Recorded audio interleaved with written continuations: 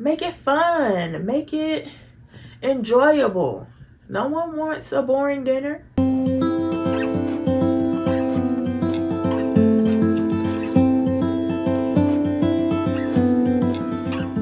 Hi, Lovlies. My name is Diamond, and I'm here today to give you my top 5 tips and tricks to surviving a picky eater. A little backstory about me. I had a beautiful baby girl Christmas Eve 2019, which makes her 13 months old when you're watching this, and she has been a very picky eater from the beginning. Now around 4 or 5 months, we started her on purees, just like normal. That lasted maybe a month or two, and then we slowly brought her onto solids, and everything was great for a while. And then just out of nowhere, she just wasn't interested in eating anymore. So tip number 1, always add a favorite. I know you've probably heard that before. You always keep a familiar food when you're introducing new foods. But for me and my baby, her favorite is fruit. She doesn't go a meal without having fruit. I wanted to incorporate something else, something I could put the fruit in, if you get what I'm saying. So I started incorporating fruit with yogurt. I would give her oatmeal with fruit mixed together on her plate, and that has seemed to change the game for us. Tip number 2, have detached from the high chair sometimes. And the concept of it is basically she's always doing something. She's roaming around. She's looking at a book. She's looking at the toy. She's looking at the TV. She's playing with her kitchen. In between that, she'll roam on over to me sometimes, and I'll give her a spoonful of something. I'll give her a piece of chicken to eat. And she moseys on around, finds her way back onto me, and then she'll eat things that she normally wouldn't eat sitting by herself in her high chair. She won't feed herself. She will take it from me. If I'm eating it, she's not really thinking about it. Take them out the high chair. Let them walk around. Let them play around and see if they'll gravitate towards you if you have food and want some of what you have. And you can kind of trick them into eating that way. Asterisk to number 2 is if you don't want to take her or him out of the high chair, how about just changing the location of the high chair? Change it up. Maybe 1 meal a day, or maybe 1 meal every week. I know we always are like routine with babies. Maybe the routine can be, all right, let's wash your hands, let's wipe your face, let's put you in your high chair. Maybe it's not necessarily a location. It's just the routine to get to the high chair, and the high chair is a routine. You get what I'm saying? That may be helpful. Either move the high chair to another location or forego the high chair at all. Try those out and see what works. Tip 3 is, do not feel guilty if you don't feed your baby the most organic thing in the world. I was pregnant and went into, the first couple months of having the baby. I'm going to be organic this. She's going to get only dairy-free, gluten-free, and so this is how it's going to be, and this is how it's going to go, and she's going to get the best food. And that's great. You always want the best for your baby. I'll give you an example. I work from home now. So working from home, I didn't have time to thaw anything out in the freezer, and I don't want to do takeout, but it's like I don't have anything to feed my baby, and now I feel like the worst mother in the world. I'm supposed to have it all together and be superwoman, but I don't got nothing to feed my baby. True story. I had a box of Kraft macaroni and cheese, and I said, you know what, I'm gonna try it. Tried it. She ate the whole thing.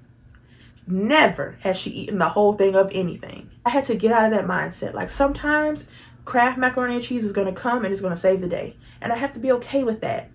You're not a failure. You're not doing a disservice to your child. You're not doing any of that because, hey, sometimes I got to heat up the frozen fish stick in the freezer. That's fine because it's 5 seconds and there's food on the table. I still, no matter what, every meal, she's going to get a complete meal. She's going to get a vegetable. She's going to get a fruit. She's going to get something to round out the meal. Granted, what's going to go on that plate, because she is a picky eater, is something that she enjoys. Don't feel bad because you didn't grow it in your garden. Don't feel bad because you didn't get meat from the cow that only eats professional grown grass and gets massages all day. It's okay. It's not going to harm your child if you have 1 meal that's Kraft macaroni and cheese. If you have 1 meal that's a Gorton fish stick. If you have 1 meal that's SpaghettiOs. It's okay. It's all about picking and choosing your battles when it comes to a picky eater. Because at the end of the day, the end goal is to feed your baby. And if feeding your baby means Kraft macaroni and cheese, then feeding your baby means Kraft macaroni and cheese. So, pro tip number 4, make it colorful. My baby loves color. My baby enjoys a colorful plate. So that means I'm going to pack it with peas, with carrots, with broccoli, with any type of greens that I have, kale, things like that, bright fruit. I'm going to give her watermelon. I'm going to give her berries, and I'm going to give her grapes. She loves it, so I make sure to pack the plate with that. They eat with their eyes, just like we eat with our eyes first. So make it fun, make it enjoyable. No one wants a boring dinner. No one wants a boring breakfast. Also, this is like an asterisk, or this is like a bonus tip, because this is not tip number 5, but a bonus. This is 4.5. Tip 4.5, dips are your friend. Ketchup, barbecue sauce, honey mustard, ranch. My baby learned to dip things, and she has not looked back. Even things that she weren't interested in before. She may not swallow it all the time, or she may just suck the ketchup off of it. We're still getting there. My daughter will take a green bean and she'll dip it in ketchup. But guess what? She eats it. So I'm not mad at it. I'm going to leave you with this. Comparison is the thief of joy. I had to tell myself, stop comparing your baby. Stop comparing your baby.